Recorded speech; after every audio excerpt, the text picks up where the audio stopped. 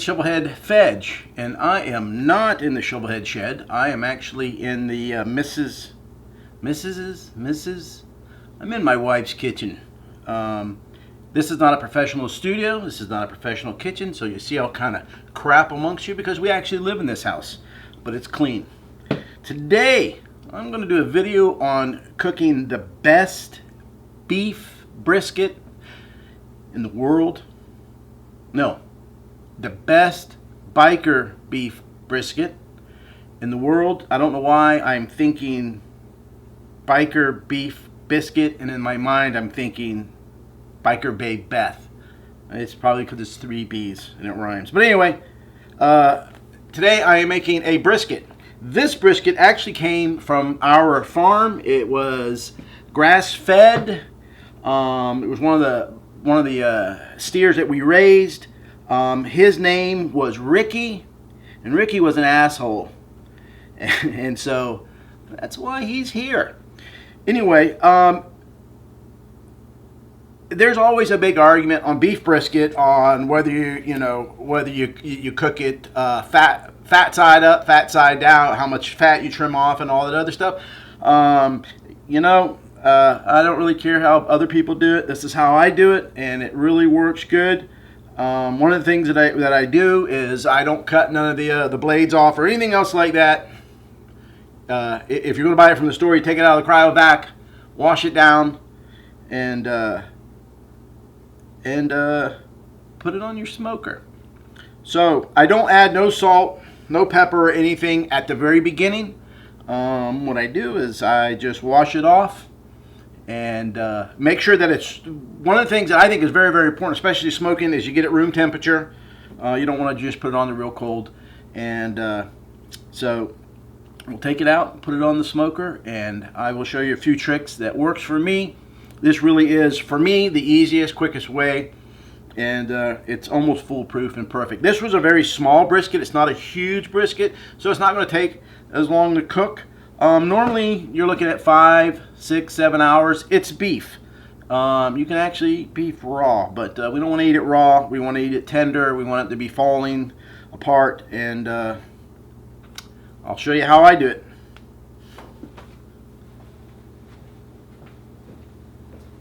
How was that, honey?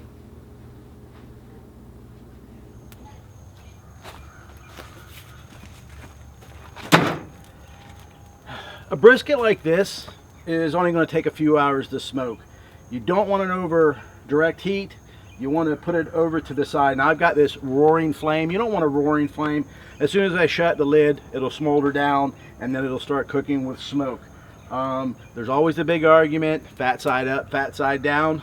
I put it on fat side down, and no seasoning or anything else like that. I just gently place it on the grill. I put the thicker side, because there's 2 sides to this. I put the thicker side closer, and as soon as I shut it, it will slowly start smoking. I shut my smoker down a little bit, and basically, other than I check on it maybe once every hour, just put a little piece of wood on there, make sure I got the smoke continually going, and that's it. I'm like Ron Popeil. I set it and forget it. All right, I'll see you when it's done. At least done smoking.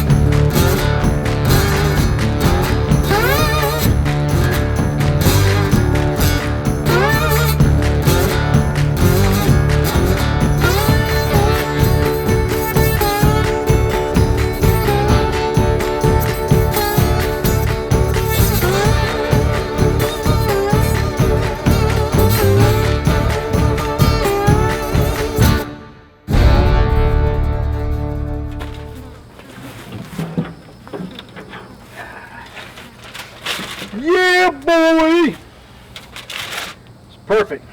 Beautiful. Now we'll bring this into the house.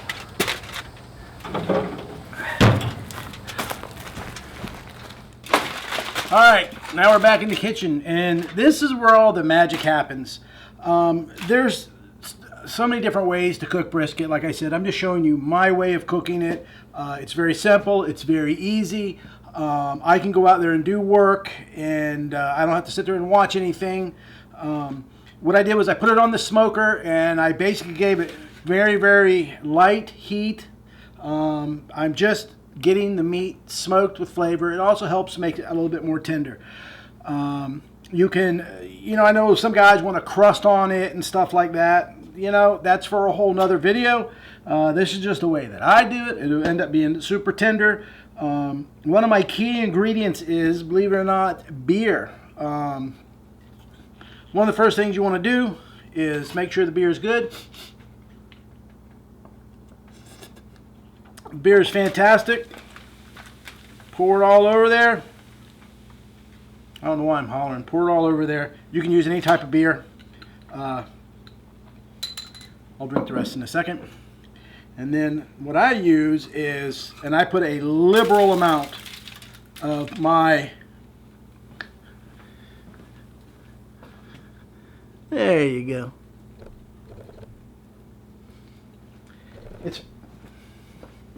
It's my own personal rub that I make. It's got a little bit of fire to it, which I like, a little bit of a zing. Put it on there.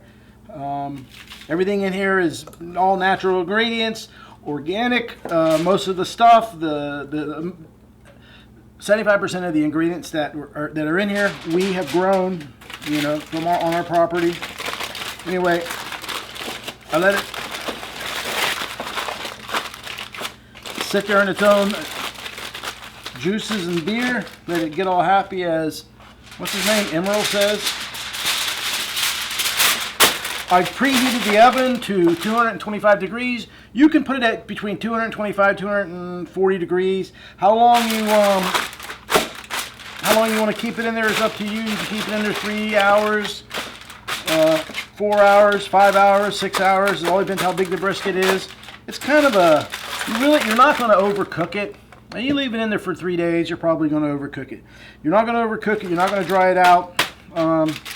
You're just letting everything get in there and start cooking. And that's it. We'll see what happens when I take it out. All right, this is my favorite part. It cooked for about 4 hours at 225 degrees. I took it out about 15 minutes ago, let it rest, and this is what we got. Like I said, this is a very small brisket. It is absolutely tender, pulled apart, so easy.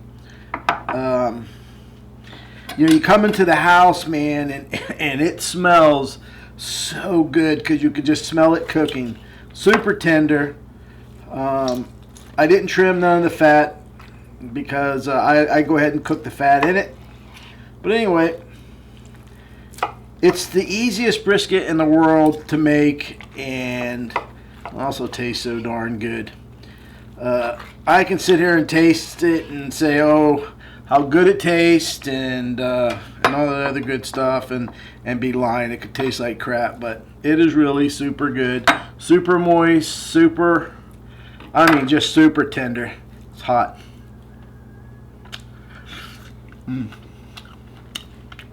Give it a try.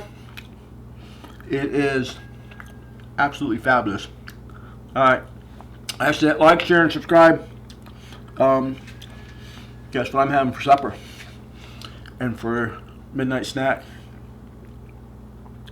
If you like what you see, I appreciate it if you like, share, and subscribe.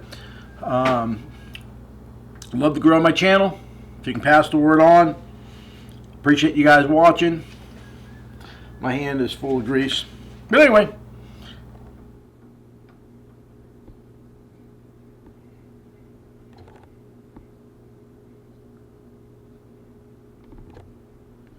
One of the things that I want to show you right there, that's the smoke ring. See that pink all the way around? That's the smoke ring. That's what you want.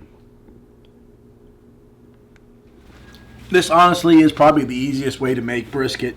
It always, I've never failed at this. I've never failed at this brisket. It's always moist and tender and juicy. And this was probably one of the toughest pieces of meat. This brisket was a very, very tough piece of meat. But like I said, look how easy, I mean, look how tender it came out, pulls apart. It's beautiful, tastes great, smells great. Can't wait to eat it. And that's what I'm going to do as soon as I turn off the camera. Appreciate if you guys will like, share, and subscribe. Comment, of course. Yes, there's many, many different ways of making brisket. There's Louisiana style, there's Texas style, and there's Argentina style, and all kinds of styles. But anyway, this is the way that I make it, which is biker beef brisket. Pretty darn good. Give it a try. Brisket used to be a pretty cheap cut of meat. Now it's kind of gaining in popularity, so the price is going up, but it's a tough piece of meat. That's the only way to cook it, is it's got to be slow and low. And you can tell I ain't skinny. Never trust a skinny cook.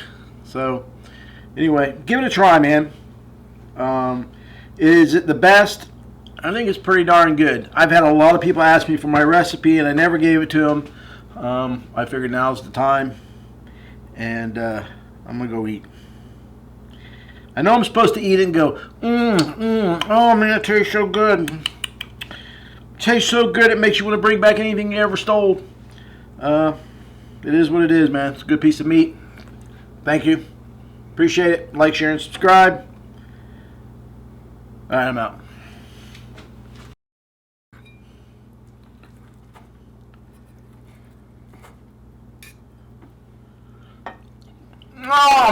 Oh man, oh, it's so good.